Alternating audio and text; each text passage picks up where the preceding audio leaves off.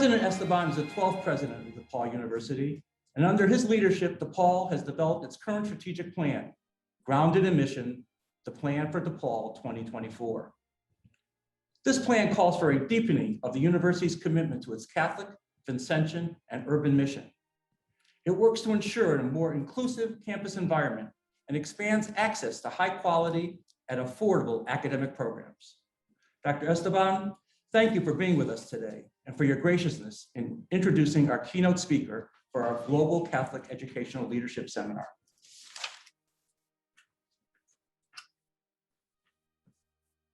Thank you, Paul. Good afternoon, and thank you for joining today's seminar, the Global Catholic Leadership Summer Seminar. I appreciate the College of Education for organizing this year's week-long seminar. While our audience isn't physically with us in this room, it's a milestone to be here in the same room as our distinguished keynote speaker and our panelists. After a very difficult year and a half, I'm feeling blessed and grateful that our university community is slowly but surely resuming regular in-person activities. We are all eager to welcome our new and continuing students this fall to DePaul as their new home. We often describe DePaul as a private university with a Catholic mission. Our Catholic Vincentian and urban mission is at the heart of everything we do. For nearly 125 years, we have maintained a constant commitment to give people of all backgrounds the opportunity to earn a high-quality college education. We have always served immigrants, first-generation college students, and low-income students.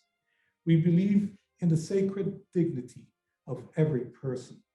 We help our students understand these values and teach them how to serve an ever-changing world.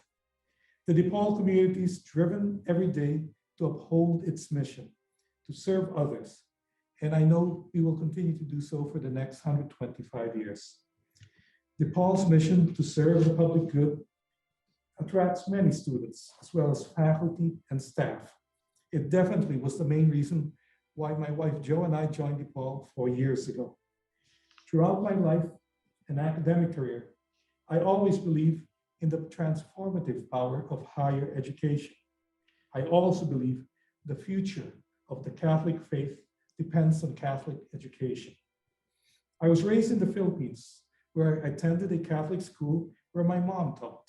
My father was a trained physician, but he only practiced medicine when he was practicing at charity clinics on weekends. Like my mother, he also found home in higher education. He was a faculty member at the University of the Philippines College of Medicine, and he was a founding faculty member at De La Salle University's College of Medicine. From an early age, I've observed the value of an education. Jo and I met at the University of the Philippines. We both got our undergrad degrees and our first master's there. Like living in the Philippines under a dictatorship was very challenging. We had big dreams, and for us, education was a means to achieve it.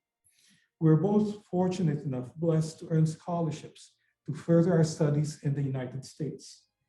Higher ed brought us to this country. It opened doors. We worked hard. We had help from total strangers. We were mentored, and we advanced. So today, I have the honor and privilege of serving as president of DePaul University, the country's largest Catholic university. I'll also point out that I have the distinct honor of serving as DePaul's first lay president. Before DePaul, I joined, as Paul pointed out, I served as many years as president and provost of another Catholic institution. I personally witnessed the transformative power of education. The combination of my Catholic upbringing and many years' experience of leading Catholic institutions taught me that a Catholic education not only has the power to transform the individual, but also has the power to transform society. I believe we will hear more on this topic from Father Dennis Holtschneider in just a moment. Thank you again to the College of Education and all the speakers who are participating in this year's summer session. Now, I'm very happy to introduce and welcome our keynote speaker, Father Holtschneider. I've known Father Holtschneider now for more than a decade. And I'm guessing this audience is aware Father Holtschneider served as DePaul's 11th president from 2004 to 2017, where he led a major transformation on our campus. He's currently president of the Association of Catholic Colleges and Universities, which has provided thought leadership in issues facing Catholic higher education for over a century. Father Holtschneider also teaches higher education strategy and governance in Harvard University's programs in professional education. Father Holtschneider, thank you for joining us today and welcome home.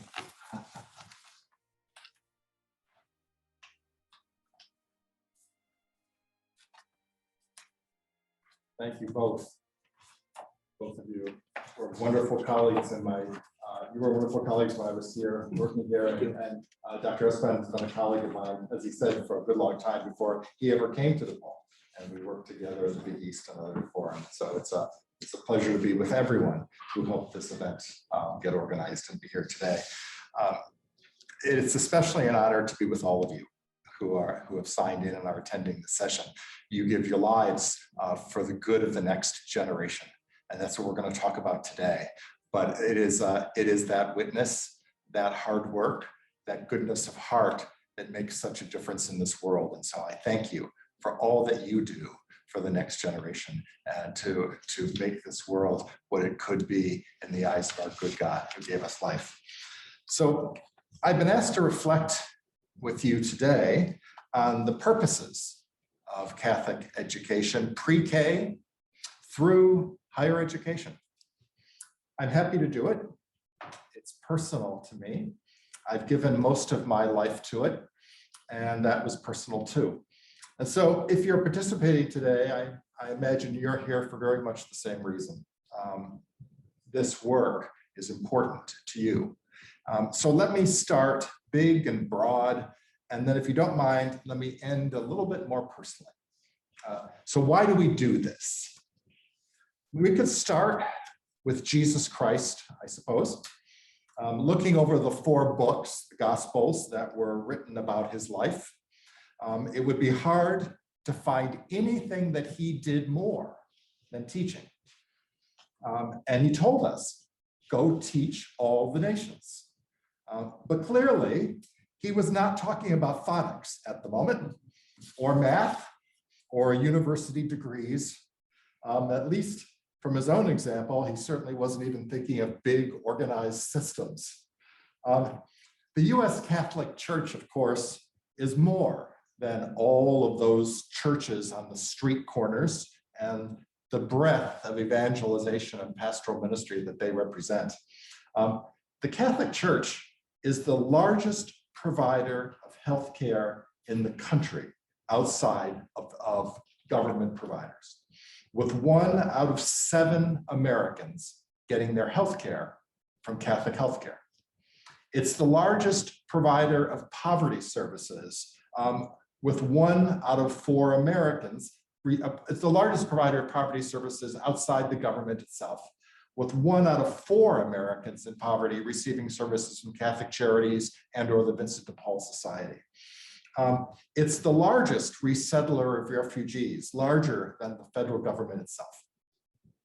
Catholic Relief Services provides crisis relief across the world for 130 million people in more than 100 countries on 5 continents every single year. And CRS, Catholic Relief Services, is just the US branch of the Catholic Church's 165 international relief organizations, organized by country and coordinated by Caritas, organized in Rome. Now, with its 6,200 K-12 schools, serving 1.6 million students in 2021, the Catholic Church is the largest private provider of education in the country. And with its over 200 universities, it's the largest provider of non-governmental higher education to the country. So this is an impressive organization by any standard. And we provide all of this to anyone who's in need of those services, not just for Catholics. Our Catholic health system is not for Catholic health, for Catholic sick people, any more than our Catholic educational system is only for Catholic young people. We welcome into our hospitals everyone. We welcome anyone into our schools. 1 out of 5 students in our Catholic schools are not from Catholic families.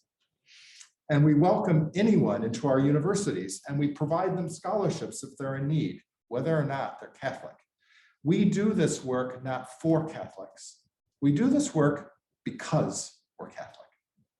Now, if you Googled the words, world's biggest charitable organization, the first responses in your Google list will discuss the Catholic Church. We are quite simply the largest non-governmental provider of educational and medical services to the world. And all of these are ministries of the Church. Catholic education is a ministry of the Church. It's an extension of Jesus's own life and teaching, done for the needs of the world and for the present time in which we live. Spending his life walking town to town, meeting with people by lake shores and on top of mountains to give them ideas for life, ideas that would help them live better together as a human community, and ideas that would give them a fulsome life if only they lived by those precepts. And then we at Catholic education integrated that teaching with the formal teaching due all young people as they prepare for their lives ahead. But that still doesn't explain why. Why this?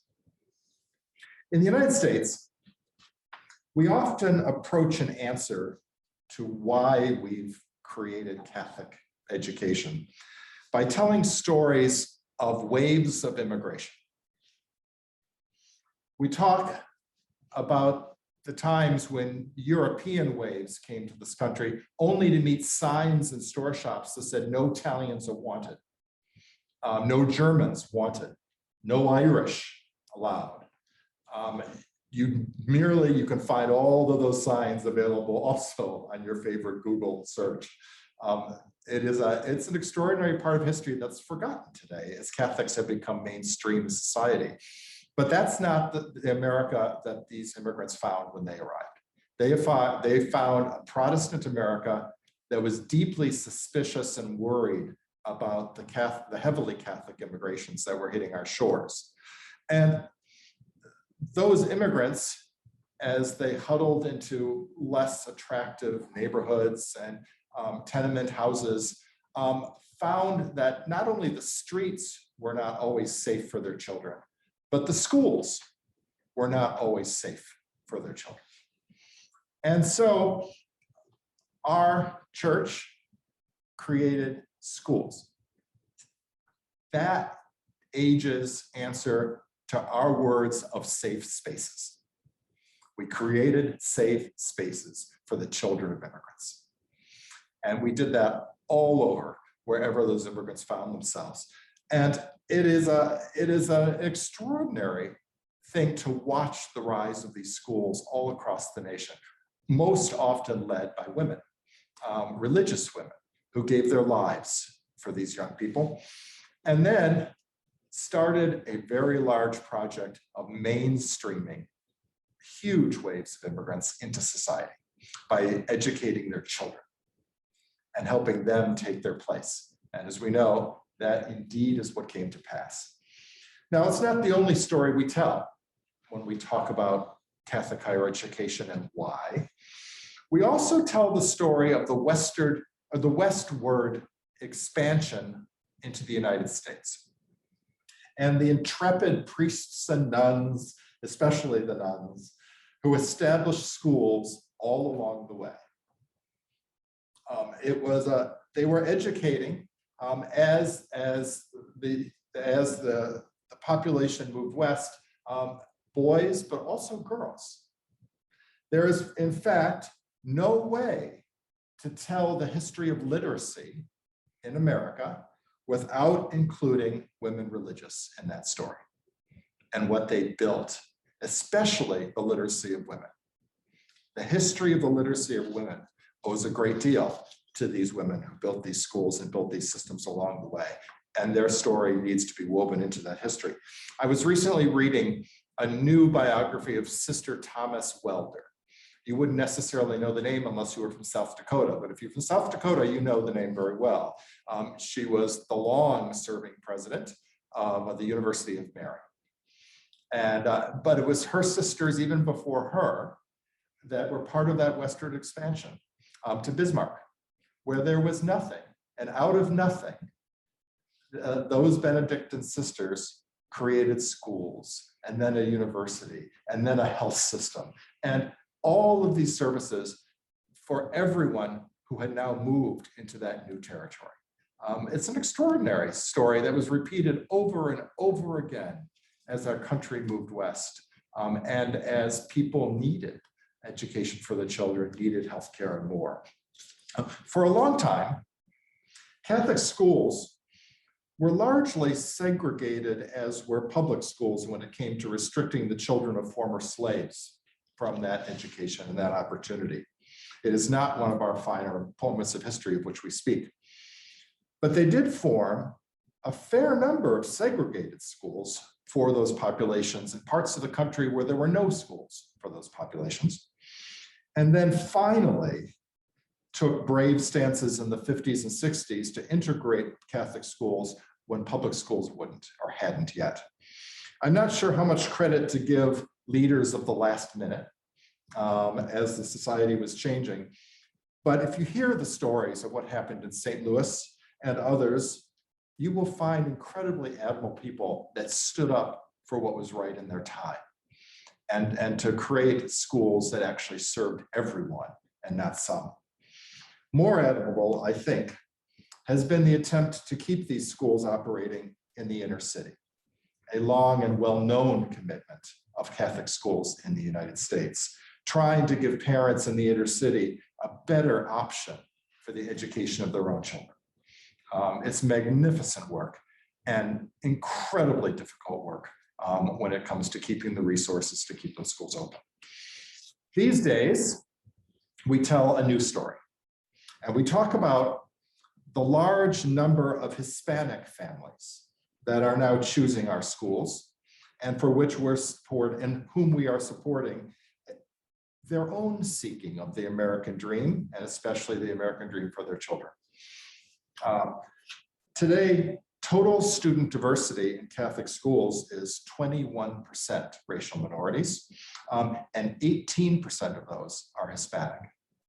And that is a population of the moment that matches the story that actually has been true of other populations for centuries, but it's their moment in these schools, and these schools are reaching out to them. So that's one answer. Why do we do this? Well, part of the answer lies in who we serve. Who are we serving? Why are we serving them? But that's not the only answer.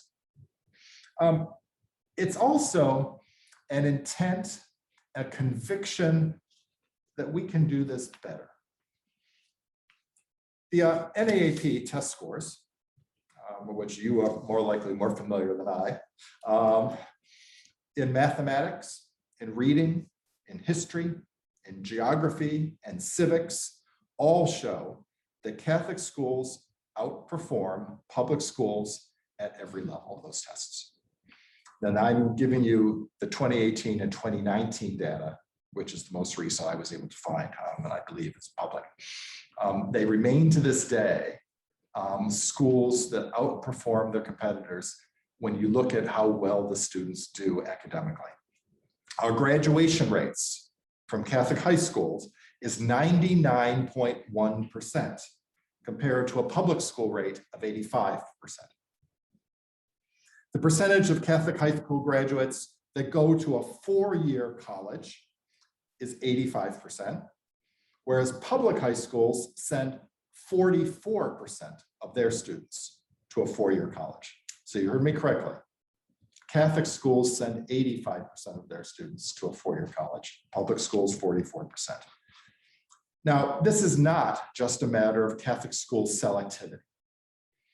A study of Black male perseverance in Catholic education, arguably the most challenged group nationally for perseverance, found that a major factor in their higher success rates was the school's close connection to their parents. In short, more people cared in the system enough to find ways to work together with the home for that student's success. It's that extra outreach. It's that extra attempt to find a way to help individual students that emerged in the research why. Catholic higher education has its numbers. It's over 200 universities serving 900,000 students just this past year. They also graduate in higher numbers.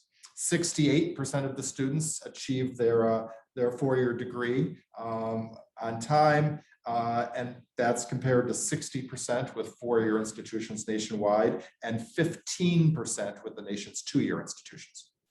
And that's correct, 15% of community college students succeed in completing their degree. Our students at Catholic higher education graduate sooner. They have less debt and they pay their loans. Student loan defaults from Catholic graduates are only 5%. They are half the national average. So that's a signal, which means students are finishing their degrees and they're getting jobs. Now, when it comes to educating the poor, our universities are 10 percentage points higher than public universities nationwide. Our poor students come from poorer families on average than the families at the public universities. And that's actually measurable by the amount of Pell funding for which they are eligible, which is $4,200 versus $3,800 a piece.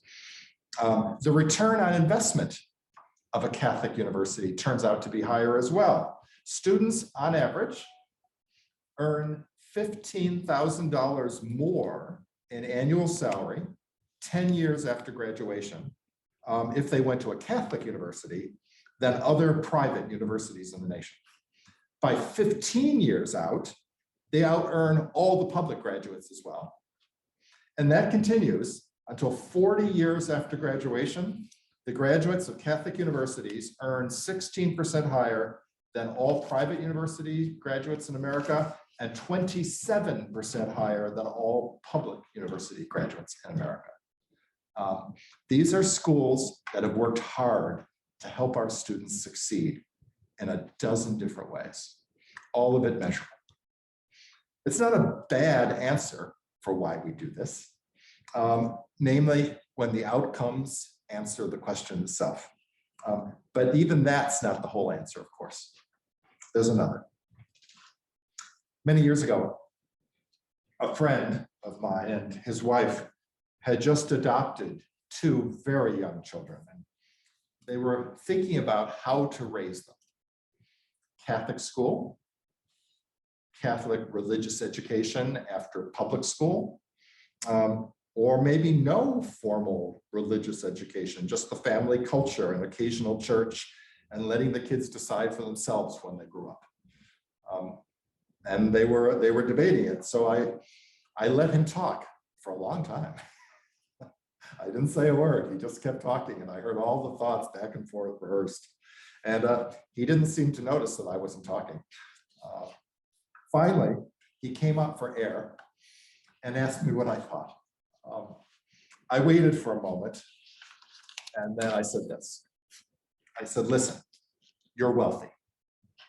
You can afford good private schools. They lived right in New York City in the heart of Manhattan.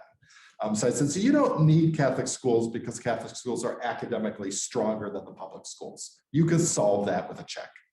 I said, and the reason, and the question for you really isn't what your kids even need right now in their lives. You love them.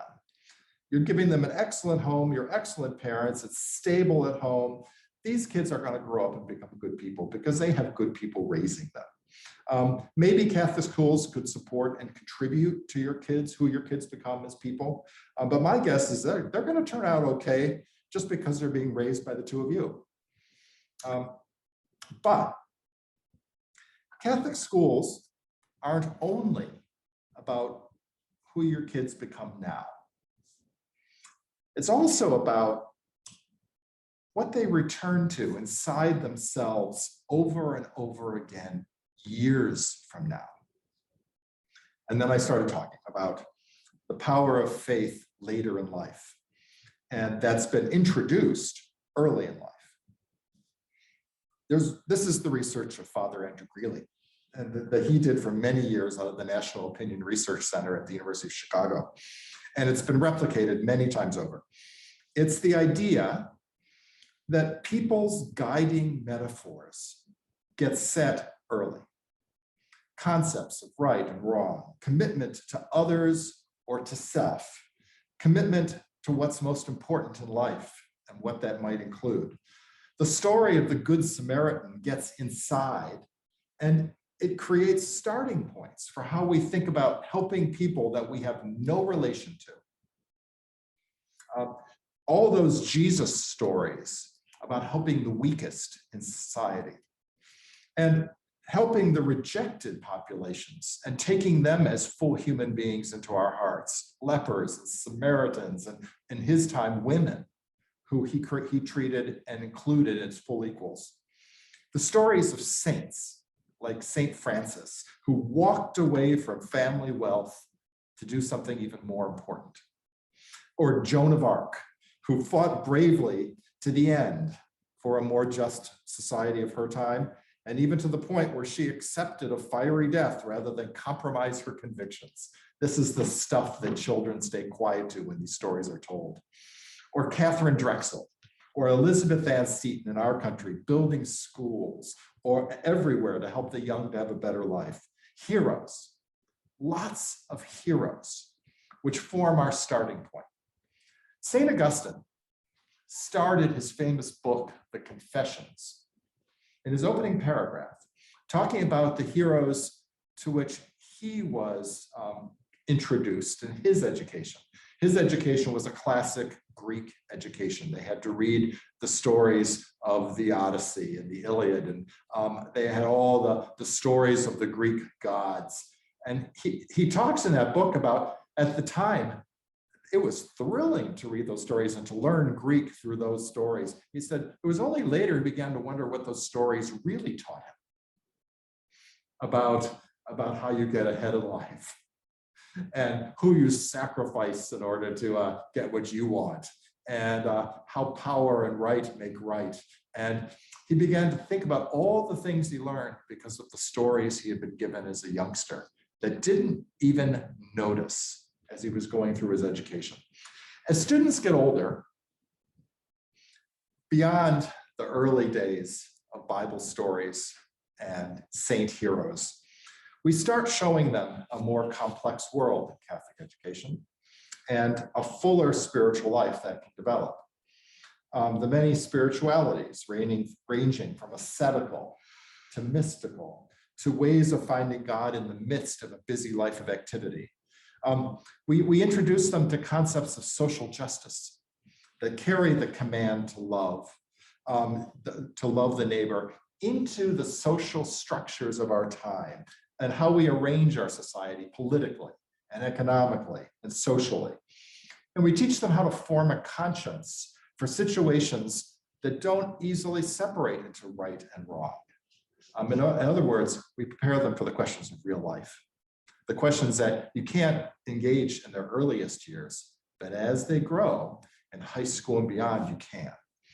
At a Catholic university, we go even further.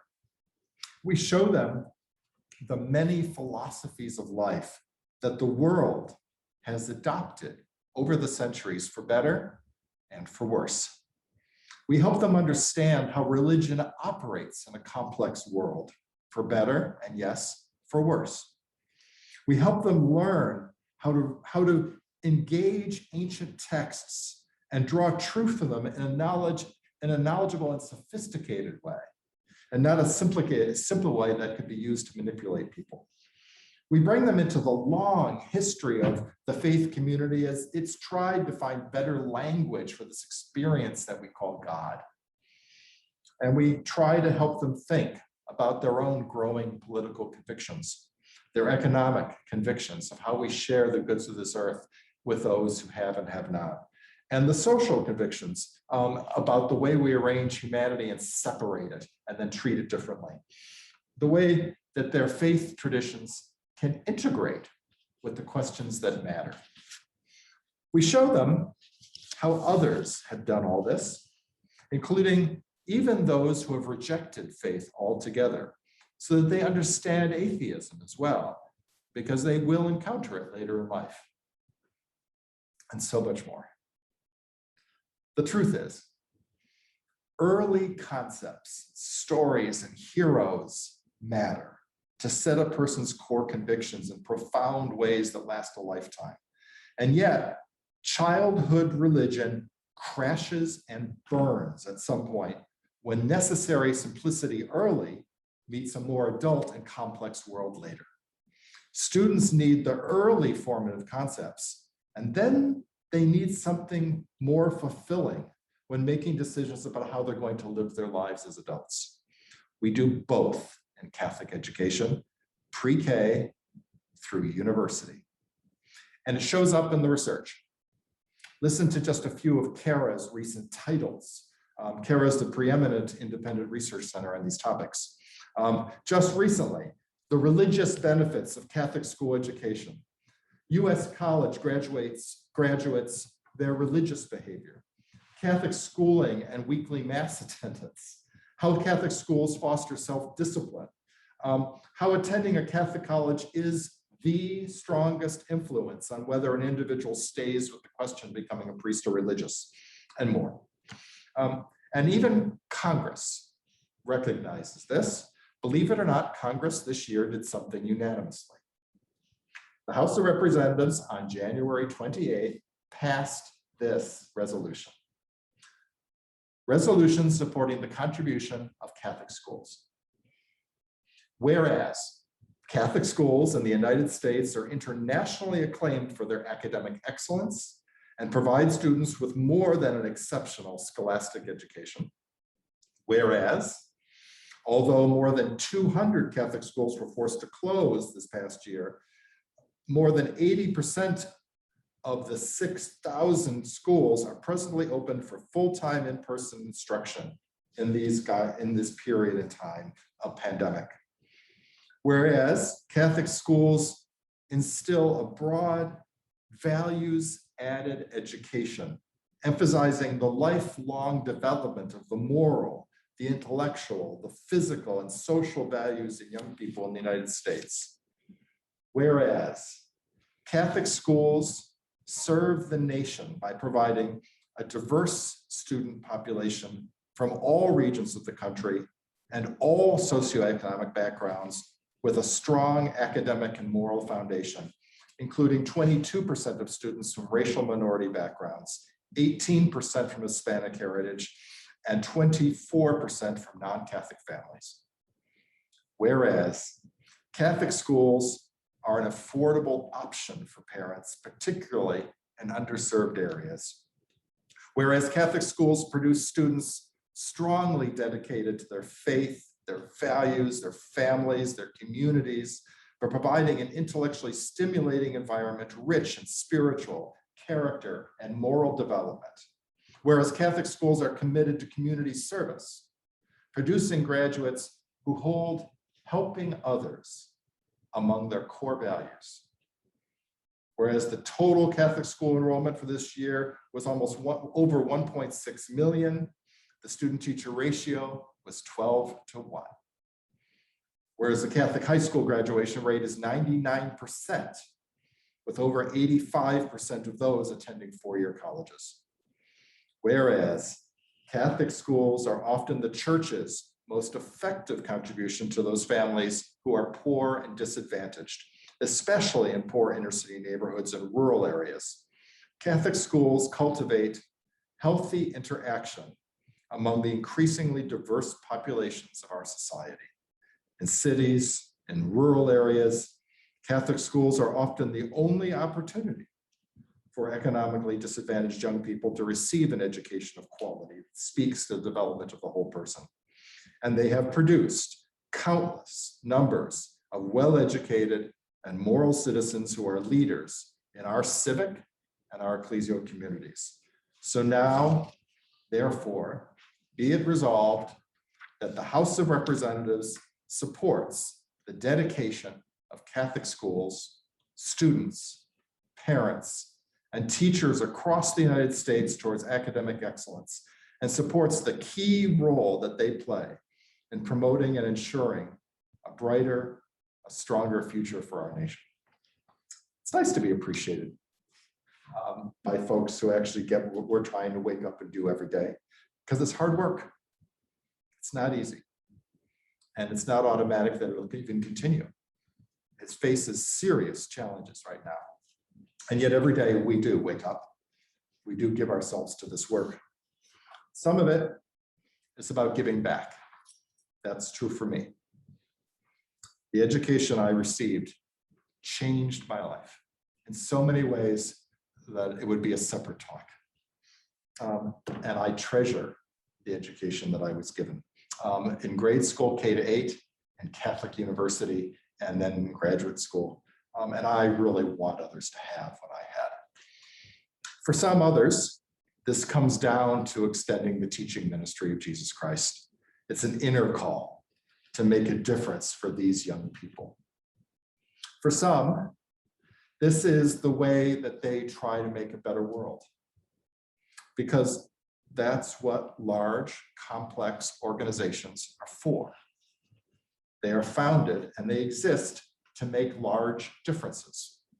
In this case, for immigrants, for excluded populations, for society filled with good and honorable and faith-filled adults, for the research and the resources that our universities give the world for the world's most pressing questions.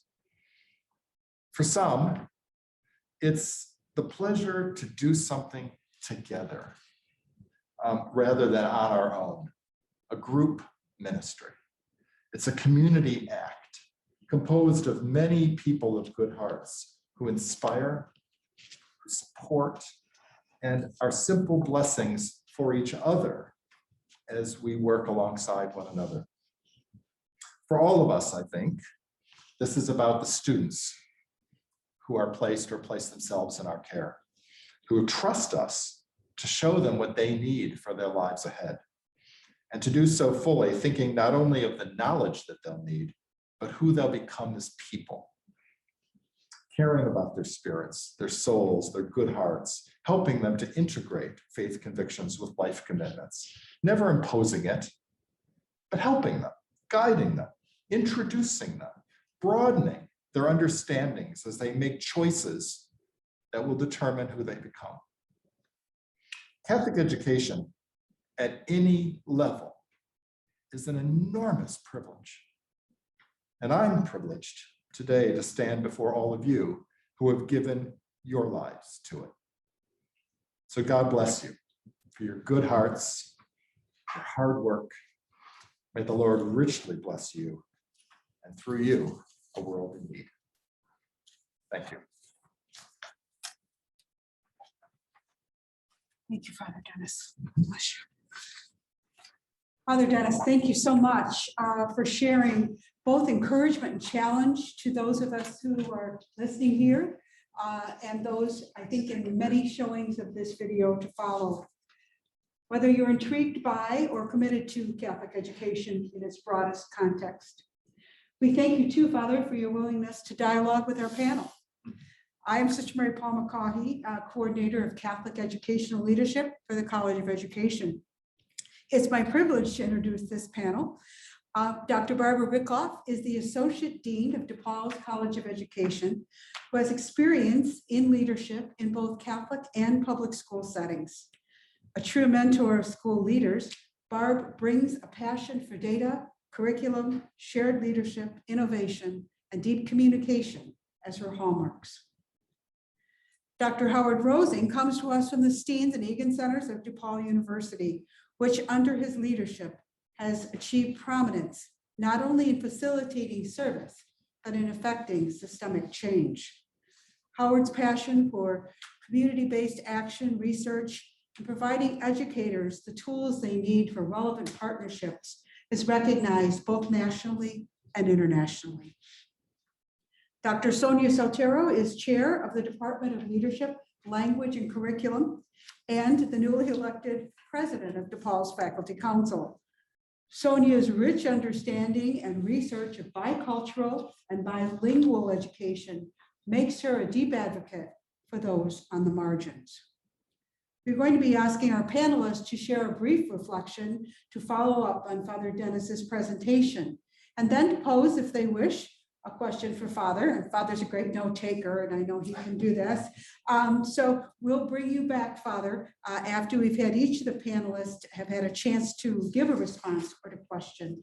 And Barb, we'll start with you. Sure, Father, I was so inspired by your remarks and your own experiences with Catholic education and how it touched you in so many ways and reminding us what it can do for so many. So my questions really come from the lens of leadership. So how can we best prepare Catholic educational leaders to lead with a global, inclusive, and socially just mindset? And then I would ask, how can we build more opportunities for lay leadership, particularly among women?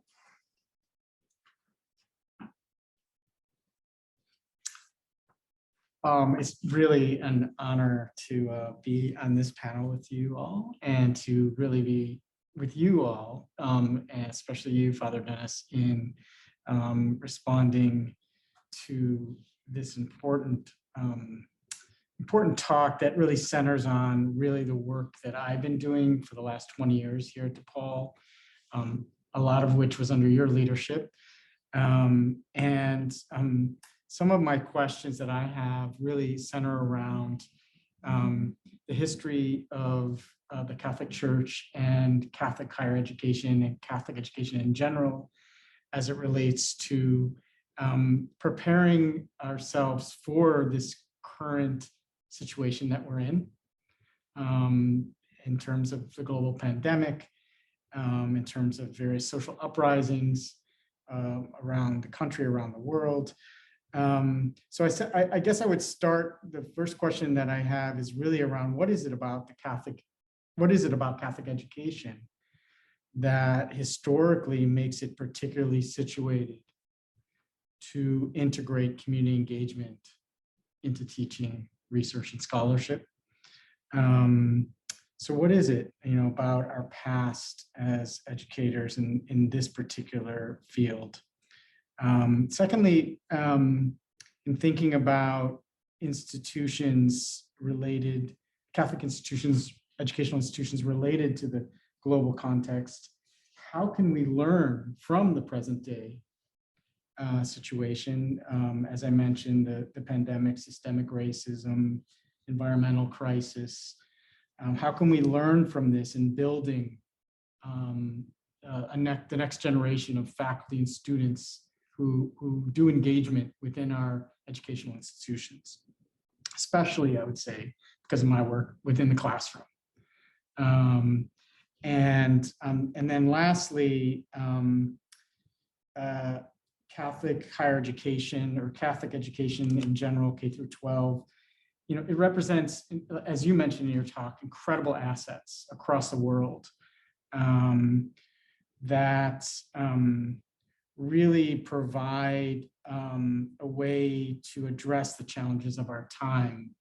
I think one of the biggest interesting parts of what's happening now for me is the networking of these institutions globally and really thinking through how we can connect those assets of not only higher education institutions that are trying to figure out how to address the various challenges I mentioned, but K through 12 institutions and how we interacts globally across the spectrum of different educators.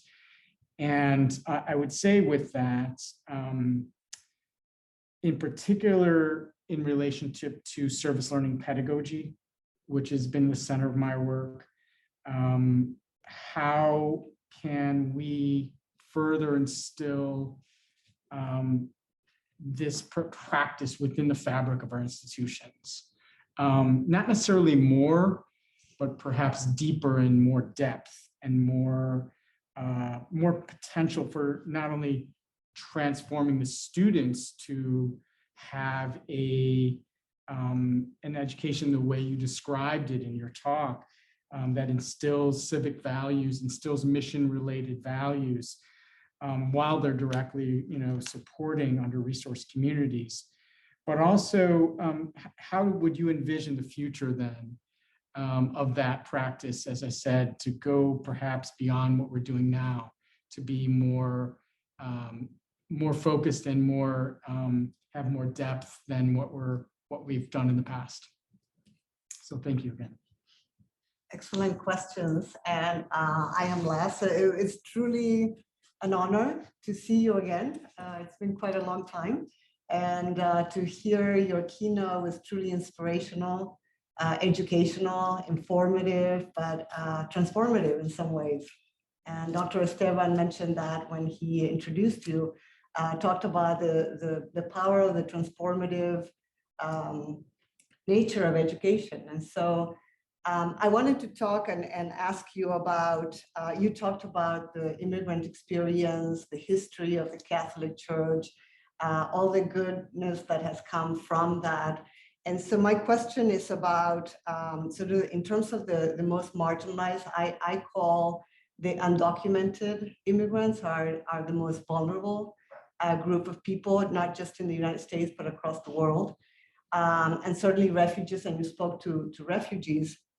And so I'm wondering how the Catholic Church, but also the Catholic education specifically, can leverage its influence more than it has in expanding the equity, inclusion, access to quality education from pre-K all the way to higher education, specifically for that most vulnerable group of people who are undocumented immigrants and their children. So I know that Dr. Esteban has had, and you have as well, done a lot of work with dreamers around DACA.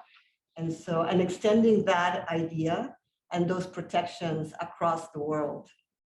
Even though we're not doing very well in the US, I think we're doing better than many other countries and regions of the world in relationship to that most vulnerable population.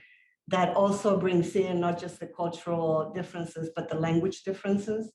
And I know that in Chicago, Catholic schools are trying to do a better job about providing services on bilingual education in the languages of the communities.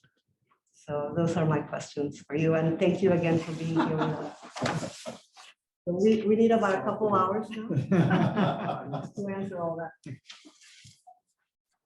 So fair is fair. I did not hear these questions in advance, but they didn't hear my talk in advance. So each of us was scrambling to think on our feet. And these are magnificent questions. And Sonia, you are incredibly right. This is going to take another talk. But I'm happy to give a few thoughts anyway. I think we have a little bit of time, so I'm happy to do that. Let me take these in reverse order. Sonia, you identified a topic that Pope Francis is particularly concerned about and has been since the very first day of his pontificate. He was only in office a few days when he left the Vatican altogether. People didn't know where he was going. And he went to the Italian shore where immigrants were washing up, some of them alive, some not. And to draw attention for Italy to the people on its own shore. It's very much like the scripture passage when they drew attention to the rich man of the poor person who was sleeping on his doorstep. and the Pope was drawing attention to the poor on Italy's doorstep, but in extension to all of Europe, because this is not a small matter, and frankly, it's only to become a larger matter nationally. We're watching the displacement of peoples worldwide right now, already because of the environmental crisis. People, PBS just won the Pulitzer for their reporting on African populations that came through South America and then up the Americas towards our country, because they were getting out of what the global crisis was doing to their lands. And that's exactly what's happening in Europe as well too. And there's going to be more wars as people compete for less and less territory and less livable territory, as farming becomes increasingly challenged. And those wars themselves are going to cause displacement. This was the work, this is DePaul University. It's named for St. Vincent de Paul. And he lived at a moment in history when 3 wars changed poverty from being a rural phenomenon to an urban phenomenon. That was his moment in time. That's when poverty changed to urban. And there was no way of addressing it at his time. And so he had to invent it. And he and St. Louise de Marillac together had to figure out, oh my God, how do we feed them? And how do we find something that's longer term? How do we train them? How do we find jobs for them? How do we house them in the meantime? How do we do healthcare for poor populations that are bringing disease into the city? There were no solutions because poverty had always been a rural phenomenon. And we are somewhat in a situation where we have to scramble ourselves, and we have to look at the honesty of what is the situation of the poor now and what's required. And I'm not saying we, just the 4 of us, but I'm talking about we as the human community. And instead of just saying, is this the right kind of fence to put up around, it doesn't address the heart of it, right? It's the reason our vice president went to South America recently instead of to the border, to make a very clear point to us, whether we want to hear it or not, that if you don't address the root causes of poverty, you will always deal with the effects of poverty. And you can complain as you wish, but if you don't address the root causes, you will always deal with the effects. And it is one of our questions in the moment. And so it falls to a degree on the younger schools as these children of these parents come to us and we go, how do we serve them? How do we help them? How do we provide basic services? How do we provide any semblance of education? Education for refugees, for students of trauma, and people who have lived in refugee camps bring trauma, requires a whole set of loving strategies to help them flourish. And it is not simple. But for people who work with young populations, it becomes their challenge of the moment. For universities, it's a much bigger challenge because we bring incredible intellectual knowledge and expertise on many of the situations themselves, for which we now become responsible to make those known to the larger world, so the larger world can't look away. We become the voice that needs to be out there courageously, whether it's wanted or not. But also to educate people to make a difference in all different fields, that we educate people to make a difference. And there's so many majors and so many degrees that we do, but we try to prepare students not for the challenges that the last generation faced, but we change our curriculums, we change our courses, we try to draw on expertise outside the university if we don't have it inside the university, to try to help this new group of student graduates from our universities be prepared for the challenges that they're going to face tomorrow. And that's not simple either. But if we only think about, well, I'll just put my head down and do it as I've always done, that will not address the special needs of these young people that are presenting themselves in schools, and it won't address the needs of who we're preparing people for the world. So it forces us to look with honest, unblinking glance at the actual situation of the poor in the world today and say, what's our role in this? So I don't think anyone would disagree with that, but boy, is it hard to pull off. It's not a simple set of questions. I'll come back, but let me make sure I have time for Howard's and Barbara's thoughts here. Howard, you know I have a special place in my heart for education, that any education that helps students see the theory as it actually affects the human community. And then to learn how that theory gets formed and shaped because of the reality of the human community and its needs. But it's a magnificent way to learn. It's a magnificent way to come back to the classroom actually curious. I used to, Harry Ray was a professor here at DePaul for many years, and he used to start off his sociology course on neighborhoods every year on a bicycle. And he would take his students riding through the streets of Chicago so they could see the neighborhoods. And then he would smile and he'd go, why is it different on that side of the street than this side of the street?